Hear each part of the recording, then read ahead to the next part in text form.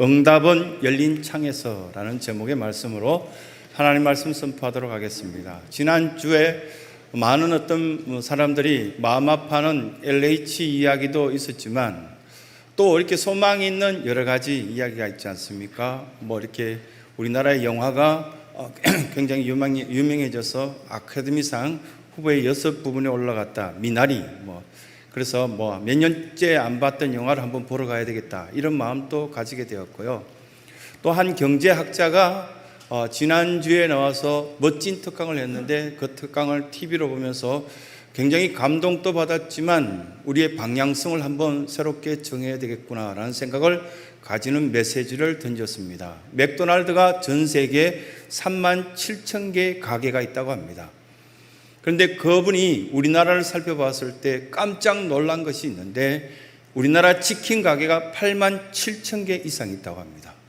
전 세계 맥도날드 가게가 37,000개인데 이 한 나라 안에 인구가 6천만 명 정도도 안 되는 그런 나라 속에 치킨 가게가 이렇게 8만 개 넘는다는 것은 굉장히 가히 놀랄 만한 일이다라는 어떤 생각을 가졌다라고 이야기를 했습니다.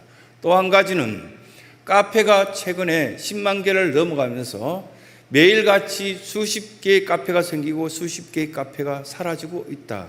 그런 어떤 이야기를 왜 이럴까라는 어떤 생각을 갖고 경제학자로서 좀 살펴봤더니 도대체 뭘 해야 될지, 어떤 출구를 찾아야 될지 모르는 상태에 있다는 것을 발견하였다고 합니다.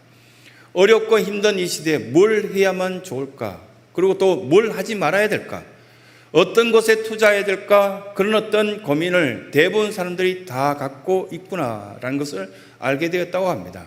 또 한 가지는 독특하게도 보면은 뭔가 특별한 일이 있으면 연습을 해야 되는데 연습 없이 뛰어드는 일들이 굉장히 많다는 이야기를 지적적으로 했습니다. 왜냐하면 유명한 한 가수가 공연을 하기 위해서 그 공연 준비를 하는데 최근에 이렇게 가까이에서 대화를 해봤던 한 가수가 있었습니다. 그 혼자서 공연을 2시간 공연하기 위해서 몇 번 연습하냐라고 여쭤봤습니다. 여쭤봤더니 한 곡을 잘 되지 않을 때 2만 번 가까이 부른다는 이야기를 했습니다. 그러다 보니 2시간 동안 공연이 흘러갈 때 물 흐르듯이 1초도 어김없이 조명이 켜질 시간과 노래가 시작될 시간, 음악이 시작될 시간이 전혀 문제가 되지 않고 물 흘러가듯이 시작됩니다 라는 이야기를 해줬습니다. 좀 놀란 어떤 부분도 있었지만 반성해야 될 어떤 부분도 있습니다. 우리에게 이런 어떤 연습, 그렇다면 우리에게는 예배의 연습도 필요하지 않겠는가?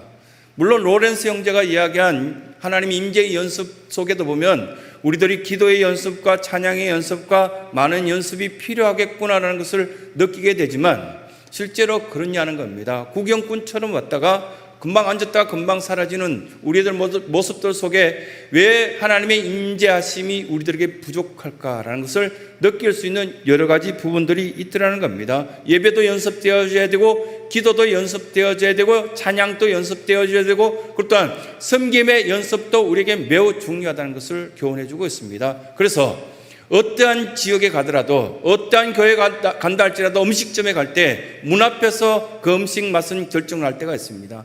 문 앞에 들어갈 때 굉장히 친절하게 밝고 그리고 또한 그 우리들을 사랑하는 어떤 모습으로 누군가가 영접해 준다면 그 내용은 조금 부족한다 할지라도 모든 것들이 좋다라는 평가를 합니다.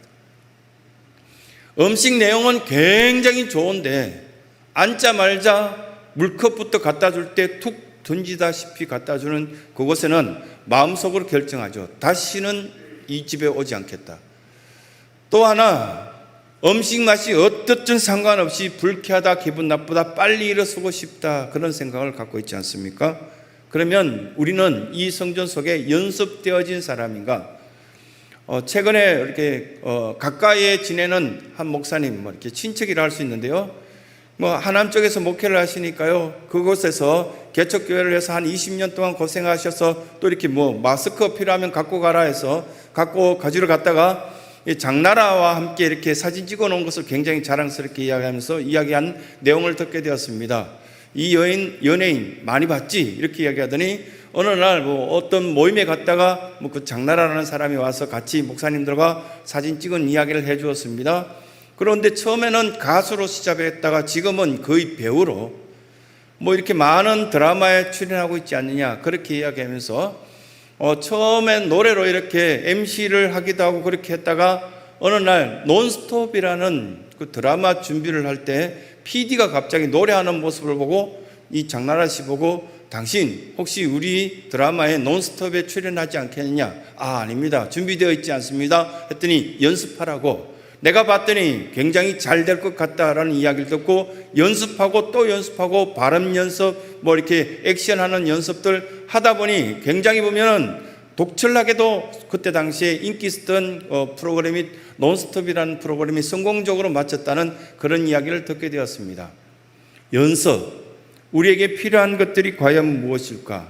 다니엘은 끊임없이 자기에게 주어진 문제 앞에서 그 연습되어진 어떤 모습들이었다면 굉장히 큰 위기 속에서 방황하게 되고 괴로움을 겪게 될 이 다니엘이 매번 같이 다니엘서 2장과 6장과 9장에 걸쳐서 끊임없이 자기는 잘 되었다. 그리고 또 우리들에게 지금까지 몇천 년 뒤에 살고 있는 우리에게 자기의 삶의 한 모습을 보여주면서 연습되어진 삶, 그 삶 가운데 하늘을 향하여서 창을 열어두었더니 나에게는 이 모든 것들이 잘 되었습니다라는 이야기를 우리에게 해주고 있는 것을 보게 됩니다. 그 가운데 다니엘서 2장 17절과 18절 말씀에 보게 되면 이렇게 고백합니다. 이에 다니엘이 자기 집으로 돌아가서 그 동무 하나야와 미사엘과 아사랴에게 그 일을 구하고 하늘에 계신 하나님이 이 엄밀한 일에 대하여 긍휼히 여기사 자기 다니엘과 동무들이 바벨론의 다른 박사와 함께 죽임을 당치 않게 하게끔 우리가 기도하자라는 이야기를 거기서 합니다. 우리가 지금 준비해야 될 것이 뭐냐? 겨우 17살, 18살에 끌려왔는데 와보니까 어느 날 그 왕을 돕는 환관장이라는 사람이 와서 너희들 우상에게 이렇게 제사 지냈던 이 제물들 고기를 먹고 떡을 먹고 그렇게 하라고 이렇게 이야기했을 때 다니엘과 하나야와 미사엘과 아사랴가 아닙니다. 우리는 하나님 믿는 젊은이들인데요. 저희들은 그 고기 먹지 않고도 저 사람들보다도 훨씬 더 얼굴이 밝을 수 있도록 노력할 테니까 우리에게는 우리가 먹을 수 있는 것들을 허락해 주세요 라고 말하고 난 뒤에 자기 집으로 돌아와서 친구 3명을 붙잡고 우리가 기도하자 이거 했다는 겁니다. 뭘 했냐 하면 하늘 창을 열어서 우리가 살 길을 찾자 그 이야기 했다는 겁니다. 지금 우리가 여러 가지 막혀진 이 창들을 힘으로, 능력으로, 돈으로 어떤 방법으로 열어서는 안 된다는 이야기를 다니엘이 우리에게 던져주고 있다는 사실입니다. 그러고 난 뒤에 다니엘서 6장 10절 말씀해 보면 또 다른 위기가 다가옵니다. 왕이 어떤 사람의 꼬임에 의해서 자기 반지를 거기에 꾹 도장으로 찍어주면서 그래 너희들 계획대로 진행해라. 이게 뭡니까? 왕에게만 절하지 않는 모든 사람들을 저 사자굴에 던져 놓도록 왕이 허락해 주십시오. 그래 허락하라. 이렇게 그렇게 해서 조세에 인을 찍었다라고 다니엘서 6장 10절에 나오죠. 그런데 그 일들을 하고 난 뒤에 왕이 마음이 조급해집니다. 내 사랑하는 저 다니엘, 저 젊은 아이가 그 일에 결코 굽히지 않을 텐데 어떻게 할까? 전전긍긍하는 내용들이 다니엘서 6장 11절 이후에 쭉 나와 있는 것들을 보게 됩니다. 그랬을 때 다니엘이 또 그때 당시에 어떻게 했습니까? 그러나 굽히지 않고 자기 집에 돌아가서 하늘을 향해서 창을 열고 하루에 3번씩 기도하는 일을 전에 하던 대로 그대로 하는 것을 보게 됩니다. 3가지 교훈을 주십니다. 그 첫 번째가 상황과 환경에 어떠하든 우리는 하나님의 말씀을 귀담아 듣자는 겁니다. 이것이 우리의 살 길이라고. 얼마나 많이 어렵습니까? 사업도 어렵고 직장도 어렵고 자녀 교육도 어렵고 다 어렵죠. 그러면 여기서 우리의 방법은 다 해봐도 안 될 것 같으면 어떻게 해야 될까? 다니엘서 9장 10절 말씀해 보면 다니엘이 이렇게 이야기합니다. 우리가 읽었던 오늘 본문 말씀, 이 말씀 바로 앞부분에 10절에 보면 다니엘이 자기 주변 사람들에게 우리가 지금 여기 와 있는 이유가 뭘까?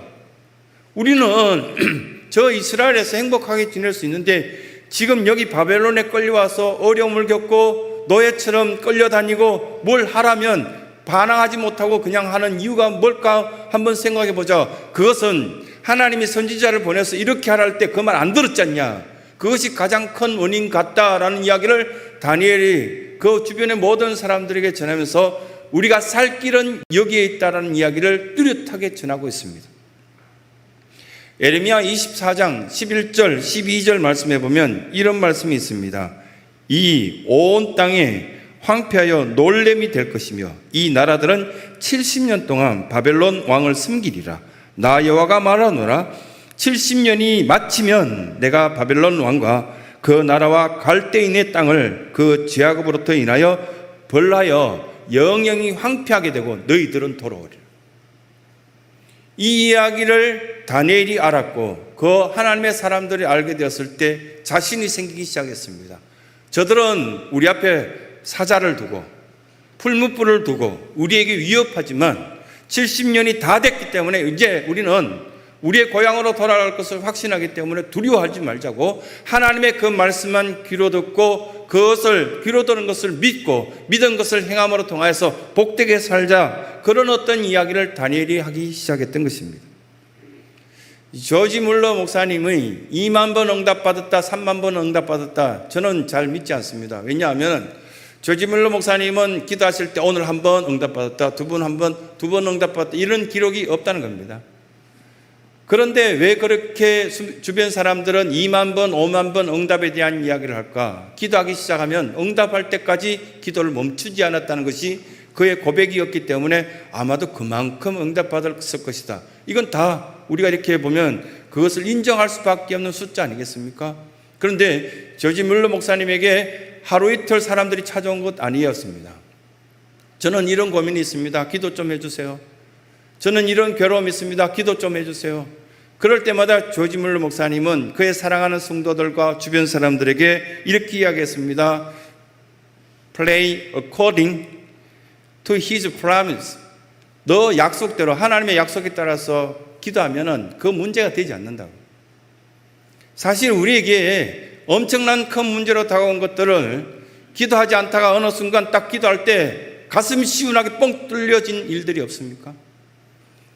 그렇게 하듯 다니엘은 지금 우리 앞에 놓여진 이 문제를 두고 우리가 상황과 환경을 바라볼 때 포기하고 우리 모든 것들을 접어버려야 될 텐데, 그러나 하나님의 음성 들었을 때는 우리는 돌아갈 것이다. 고향으로 돌아갈 것이고 나로 통해서 하나님이 축복의 통로가 될 것이다 라고 다니엘은 확신하고 있던 그의 모습을 보게 됩니다. 요나를 한번 생각해 봅니다. 요나서는 겨우 넉장의 어떤 말씀으로 구성되어 있는데, 요나는 하나님께서 가라는 곳으로 가기 싫었습니다. 니느웨 북쪽으로 향해서 가야 되는데, 그리고 남쪽으로 향하여서 지중해를 향하여서 가서 저 다시스로 도망가려고 했습니다. 저나 여러분들은 한번 도망가 보셨습니까? 제 기억으로는 제 자신이 신학교 가기 싫어서 도망가 본 적이 있습니다. 굉장히 위협을 느꼈습니다. 그랬을 때 이게 아니구나라는 생각이 들었고요. 그 모든 것을 하나님께 맡겼을 때 그 길이 열려졌던 것들을 경험하였습니다. 여러분들도 아마도 이런 경험이 있을 겁니다. 요나가 가고 싶었던 것은 그곳 아닙니다. 먹고 마시고 그냥 즐기고 그냥 친교하고 재미난 곳, 그곳으로 가고 싶었습니다. 그런데 니느웨로 가라고, 너는 선지자로 부름받았다라고 이야기할 때 너무 어려웠던 그의 결정 속에 결국은 갔죠. 니느웨에 가서 3일 길을 돌아다니면서 하나님이 곧 멸망시킬 것이니까 여러분들은 하나님께로 돌아오십시오. 그러면 살 길이 열립니다. 이 이야기를 전하려고 그 마을을 돌아다니기 시작했습니다. 그런데 요나서를 읽어보면 기가 막히게도요, 3일 길을 돌아다닌 것이 아니라 단 하루만 돌아다니고 높은 곳에 올라가서 4장 말씀해 보면, 요나서 4장 말씀해 보면 그 니느웨 사람들을 내려다보면서 이제 소돔과 고모라 성처럼 하나님께서 어떻게 멸망시키는 것을 구경하고 싶어서 요나가 앉아 있습니다. 떼약볕 속에 굉장히 괴로워하고요, 너무 덥다, 힘들다 할 때 넝쿨이 쑥 자라서 자기를 가려줍니다. 아마도 학자들은 이렇게 이야기합니다. 넝쿨이 가려져서 이렇게 시원해하는 것들을 볼 때 요나도 대머리가 아니었을까, 그렇게 짐작하는 학자들이 많았습니다. 바울도 그렇고요. 그런데 넝쿨이 자기의 머리를 이렇게 가려주자 굉장히 좋아하면서 이제 그 니느웨 성을 바라보고 있습니다. 그런데 갑자기 자기를 가려주던 넝쿨이 죽습니다. 그랬을 때 하나님께서 요나서 4장 12절 말씀부터 그 뒤편으로 쭉 이렇게 이야기합니다. 너가 그렇게 소중하게 여기는 이 박능쿨 하나가 죽은 것을 그렇게 애통해 하는데 내가 저 니누의 성에 있는 좌우를 분변치 못하는 유아들부터 시작해서 그 장애자들, 수많은 건강이 좋지 않은 사람들이 약 12만 명 이상 있는데 내가 저들을 귀하게 여기지 않겠느냐? 겨우 박능쿨 하나가 죽어서 이렇게 애통해 하는데 내가 저 12만 명이 넘는 안타까운 생명과 그리고 또한 저기에 살고 있는 많은 사람들이 그냥 죽어가는 것을 내가 안타까워하지 않겠느냐고 요나에게 이야기합니다. 상황과 환경을 볼 때 하나님의 음성에 귀 기울이지 않으면 우리에게는 절망적인 것밖에 보이지 않습니다. 길이 없다라고 생각하고 그리고 내가 하면은 저 가게는 될 것이라고 생각하지만 실제로 해보면은 너무 어렵고 힘든 문제들이 많이 발생한다는 것들이 우리의 고백이 되지 않겠습니까? 왜 연습이 없었냐? 기도로 출발하지 않았냐? 그리고 알아보지 않았냐? 그리고 또 우리의 인생이 크게 걸렸는데 한 번 더 두드려보고 한 번 더 살펴보고 그렇다면 여러 사람들의 경험을 종합해보고 또 우리가 하나님의 그 결제가 있을 때 움직여야 되는데 우리의 이런 어떤 상황 속에 하나님과의 그 관계가 닫혀져 있기 때문에 하늘 문은 여는 이 창이 열려지지 않은 상태 속에 출발했다는 것이 안타까운 이야기라 그렇게 우리에게 말씀합니다. 그러면서 우리에게 이런 시련이 찾아올 때 요나나 다니엘이나 이런 사람들을 통해서 두 가지 교훈 얻으라고 말씀합니다. 첫째가 순종, 두 번째는 들으라. 이상하게도 망하려면 절대 안 듣습니다. 특히 아내 이야기를 안 듣고요, 남편 이야기를 안 듣습니다. 하지 말라는 거 꼭 합니다. 뭘 몰라서 이러지 내가 하는 방법이 꼭 잘 될 거다, 이렇게 부부가 어려움을 처하는 그런 모습들이 있지 않습니까? 목회자들 이야기를 귀담아 들으면 참 좋겠습니다. 하나님 말씀을 귀담아 들었으면 좋겠습니다. 순종했으면 좋겠습니다. 순종이 제사보다 낫고 듣는 것이 수양의 기름보다 나으니라, 이런 말씀을 들이댄다면 우리는 어떻게 할 것인가? 첫 번째, 이 말씀을 통해서 하나님의 음성이 내 심령 속에 들리게끔 하는 것이 하늘 문을 여는 첫 번째 길이 되는구나 교훈하시는 겁니다. 두 번째 교훈은 하나님과 친밀하면 하늘 문을, 하늘 여는 창을 자연스럽게 열게 됩니다. 친밀하지 않으니까요. 그냥 닫아버리고 싶고 대화하고 싶지 않은 그런 마음이 생기죠. 윌리엄 부스, 구세군을 만든 이 사람이 자기 주변 사람들에게 늘 강조했던 이야기가 있습니다. 기도할 때 생사를 걸라고. 그 이야기를 쭉 읽어보면 별것 아닌 이야기를 이렇게 심각하게 이야기한 것 같다라고 생각되어지는데 코로나 바이러스가 터지니까 이 윌리엄 부스가 이야기한 이 이야기들이 너무 되새겨집니다. 한 가지 기도해도 생사를 걸고 기도하라고. 그냥 하니까 하는 것처럼, 기도 시간이니까 기도하는 것처럼 하지 말고 기도하려고 작정했다면 목숨 걸고 기도하라고요.